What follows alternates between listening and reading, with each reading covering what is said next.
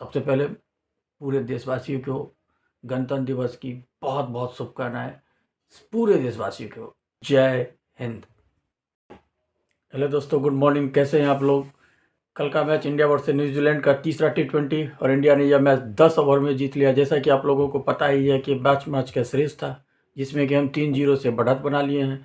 और कुछ स्पेशली हमें लग रहा है इंडियन प्लेयर्स को क्या हो गया पता ही नहीं चल रहा है कि अचानक जो ओडीआई सीरीज हार के आया था और वो T20 वैसे फॉर्मेट ही चेंज है, प्लेयर भी चेंज है। बहुत सारे प्लेयर हैं जो कि T20 में है पर ओडीआई में नहीं है। बहुत सारे ऐसे प्लेयर हैं। अब स्टार्ट हम कहाँ से करें समझ भी नहीं आ रहा, क्योंकि कल का मैच ऐसे लग रहा था कि कुछ जोक चल रही है। जोक से याद आया, संजू सैमसन का क्या हाल है? अब उनकी पीआर टीम फिर से स्टार्ट हो जाएगी। अब वो एक मैच में कुछ बना देंगे, फिर उसके लेके चलेंगे वो। अब बताओ, 3 मैच में मौका मिला। पहले गेंद पे कल आपकी गेंद तो उसका अच्छा था, हेनरी तो लाजवाब गेंदबाज है, लेकिन आपकी जहाँ तक देखा गया कल कि आप हमेशा से तिरछी अंदाज से खेलते हो। आप बैट में और बॉल में लगभग इतना का अंतर था और इतनी गैप देते हो आप उसे, तो वो क्यों ना, जब वो इस लेवल का गेंदबाज है, आप जब उसको इतना मौका देते हो तो वो तो विकेट लेगा ही। और सबसे बड़ी कमी रही है संजू सैमसन, लगातार 3 मैच आप फ्लॉप होते हो। आप ये तो नहीं दिखाना चाह रहे हो कि हमने लगातार 3 शतक बनाया तो वो लगेज लेके चले। कब तक ये लेके चलेगा आदमी? आपकी तीनों मैच में मुश्किल से एक में 6-7 रन बनाया, एक में 1 चौका बनाया। कल पहले गेंद पे आप आउट हो गए। तो ये तो क्रिकेट का हिस्सा नहीं। अब इंडियन को सोचना पड़ेगा, इंडियन कोच को, कि कहीं हम कुछ गलत तो नहीं कर रहे हैं किसी प्लेयर के साथ। क्योंकि शुभमन गिल को हम मौका दे करके ईशान किशन को बिठा के रखे थे, अभी भी यशस्वी जायसवाल बाहर बैठा हुआ है। इतना तो इससे अच्छा ही खेलेगा। यशस्वी जायसवाल हीरा है हमारे लिए, किसी भी फॉर्मेट में। अभी आईपीएल आएगा, देख लेना। अब हम उसको लेके चलते हैं कि वनडे वनडे नहीं, वो सभी फॉर्मेट के लिए हीरा है। आप याद रखना, अगर संजू सैमसन इस तरीके से खेलें तो इनकी आने वाले समय में मेरे हिसाब से लंका लग जाएगी। कल टॉस जीता, जो हम तो रन चेज के मास्टर जाने ही जाते हैं, हमेशा से देखते हैं कि हम रन चेज के मास्टर जाने जाते हैं।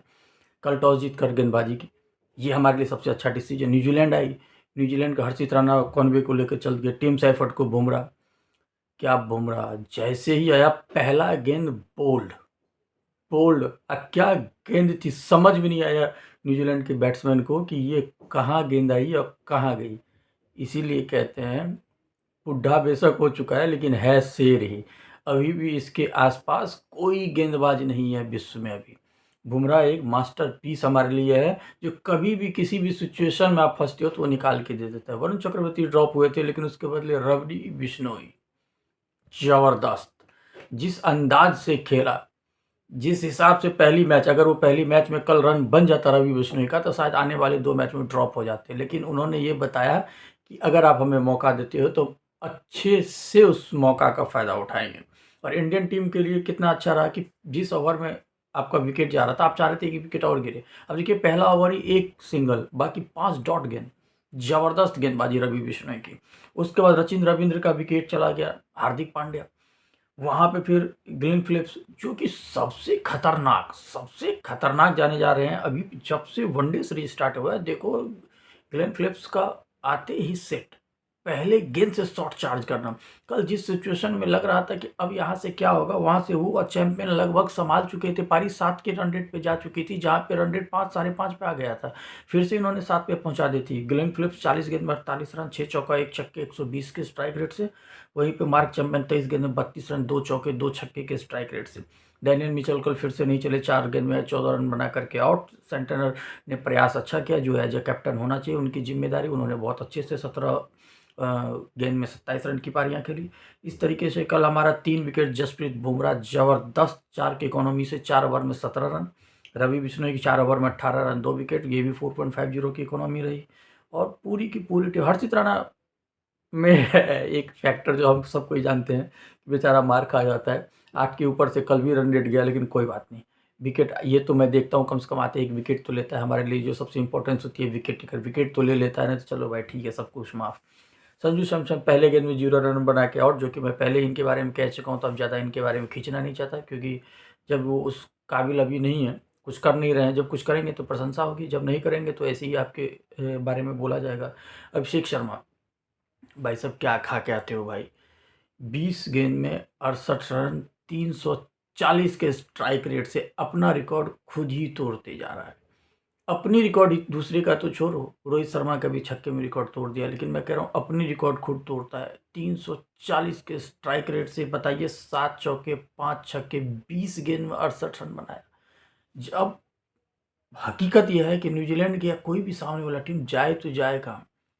अब सोचिए संजू सैमसन चल नहीं रहा है, नहीं तो है तो खतरनाक वो भी अगर चल जाए तो। अब एक को आपने आउट किया, फिर आते हैं ईशान किशन।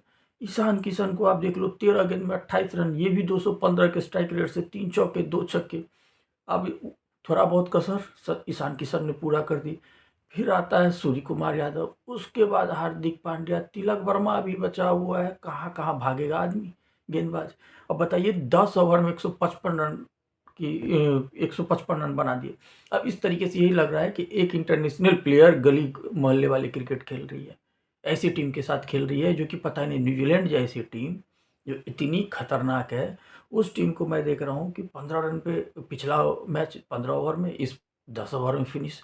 अब क्या ही बचा बेचारे की, वो 3 के 3 मैच हार गए। देखिए ये भी नॉट आउट अभिषेक शर्मा और सूर्य कुमार यादव भी नॉट आउट।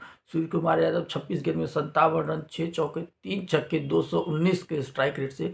इससे पिछली बार भी यही हाल था, इस बार भी यही हाल था। पिछली बार अभिषेक शर्मा नहीं चले थे तो ईशान किशन, सूर्य कुमार यादव ने अपना काम किया, और इस बार आप देख लीजिए अभिषेक शर्मा और सूर्य कुमार यादव ने। सूर्य कुमार यादव जो कि काफ़ी टाइम से आउट ऑफ फॉर्म जा रहे थे, फॉर्म में आकर के पूरे तरीके से एक अच्छा संकेत है।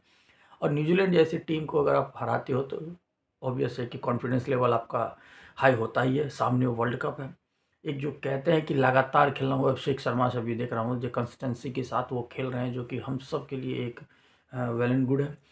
अब चौथा मैच फिर आने दीजिए, फिर बताते हैं। चलिए मिलते हैं, गुड बाय, थैंक यू, जय हिंद।